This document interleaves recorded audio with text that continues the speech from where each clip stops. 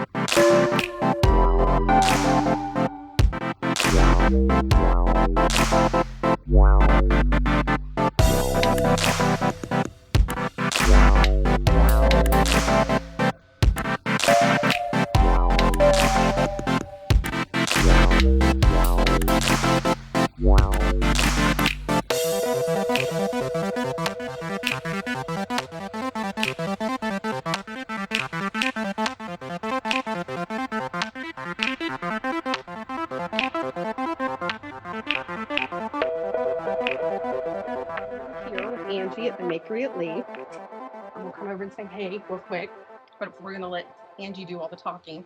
Um, we're going to basically ask her why she chose to do this. We all have something that we choose to do. It's not always for the right reason, but Angie has definitely chose something for the right reason.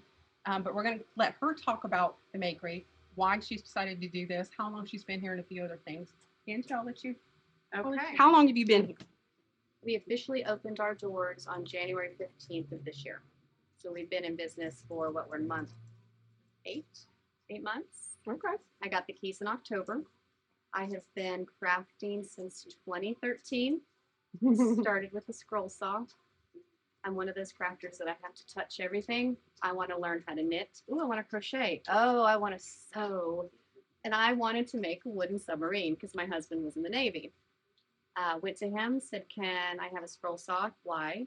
Because I wanted to cut out wood shapes. He got it for me, thinking that it was probably going to be one of those things that, okay, one and done. I loved it. I loved it. Fast forward all these years, I was just working out of my house, crafting. Then I started teaching people how to craft. And there was a light bulb moment. I was doing a class in St. Mary's, and this lady just did not want to be there. I don't want to be here. I'm here just to appease my daughter-in-law. And then, okay, enjoy some business. She didn't want to be there, and I said, okay, well, at the end of the class, let me know your thoughts. Give me some honest feedback. She was so proud. And to see her come in, just, nope, don't want to do this. And at the end, she's like, I want to come back for another class. Mm-hmm. And I thought, oh, okay, that was something that just so powerful that happened in that moment that I started teaching more classes. Mm. And it kept growing and growing. And then somebody said, why don't you just go look at renting your own place? I was doing it out of my garage and went to people's houses, and I came to this building. And I sat down, looked around, and I'm like, oh, I just don't know if I can do this. I've never done this. Went home and I prayed about it. My husband went off to an appointment, and something in me made me call the guy, and I said, you know what, I'll do it. Mm. And now I'm here. And I hear good things, so thank you. That's why I'm here. As anybody knows who follows my channel, I try to go to those who have made an impact in the community. Um, how do you feel that your business and what you do gives back to the community? It allows for Camden to have a creative space. It is a small town. There are not a lot of things to do. And if you are a creative person and you do not want to mess up your house, or you don't have the right tools, or you want to learn something new, this space allows people to come and do that. So you don't have to drive to Jacksonville or Brunswick. And there's just something, like I said, about watching people complete something with their own hands. Right. It's very satisfying for me. Right. And you were in a good location, like you said. Brunswick being the closest bigger city, and Yes. Jacksonville, but you have so many people here, and I don't mean just in Camden, but here surrounding this area that I'm sure the community must appreciate that you're doing something such as this. I think so. They've been pretty receptive so far. I did grow up here. I actually grew up right across the railroad tracks. Wow. So when it came to, thank you, have a great day. So when it came to choosing a location, that tricky door.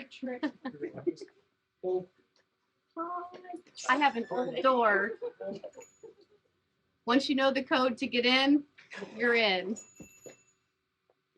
But when it came to choosing a location, hands down, like I knew where I wanted to be and I needed to be here. Oh, we got more. Hi, how are you? Good. 2 pickups. 2 pickups? Yes, for the Harry Potter. No. Or I mean the Hocus Pocus. Yes. Yes. Yes. Did you need any paintbrushes or anything, or do you have all of that? I don't know what. Okay. No, come here. So this is what. Is that okay? I want people to know, Angie, in the community. When someone says the Makery on Lee, what do you hope that instills in them? What do you hope that is said about you that you want others to know? When they think about the Makery, I hope that they just envision a fun, safe space. That is all that I want. And I get those comments all the time. People are like, it's just the Makery's mission. This was very important to me, to provide a safe and inclusive studio to guide, encourage, and inspire, to foster community connections. That is one of the first things that I came up with when I got the keys to this building. I thought, what do I want others to, how do I want them to feel when they come in here? That's very, very important to me. Right. Everybody matters. Everybody's creative. Even though I have people that come in here and say, I don't have a creative bone in my body. I'm like, no, you just don't have the right tools. Right. And the right teacher. This is true. That is what the Makery is. We give you the tools, we provide the teacher, and then you get to accomplish something with your own hands, because there's something very satisfying about that. Unbeknownst to me, looking back, my mom's like, you've always been creative, because creative to a certain degree. Like if you wanted me to draw, you're going to come out looking like a potato or a stick figure. So, but hi, you guys. How are you? What do you guys think about the Makery when you come in here? How does it make you feel? Yeah, it feels really good because it's hot outside, but this air just feels amazing. Yeah, it smells amazing in here. I don't know. I love coming in here because I get creative in here. Yeah. It's like a really nice, calm space. Well, yes, my children running around. And you know what? It came together so organically, because I sat in here a couple days after I got the keys, and it was empty walls. The floors were already done. I wish that I could take credit for that, but I can't. I sat in the middle on the floor, and I had a moment of, wow, what have I just done? And then, oh, what have I just done? And I literally started to cry. And I'm sitting on the middle of this floor, and my husband comes in, and I'm like, I've never done this. I've done it out of my house. He was like, you have been doing it at home. You're just moving it to 4 new walls. And I thought, but how do I fill these walls? How do I fill these walls? How do I make it an inviting space? and I don't know how I did it.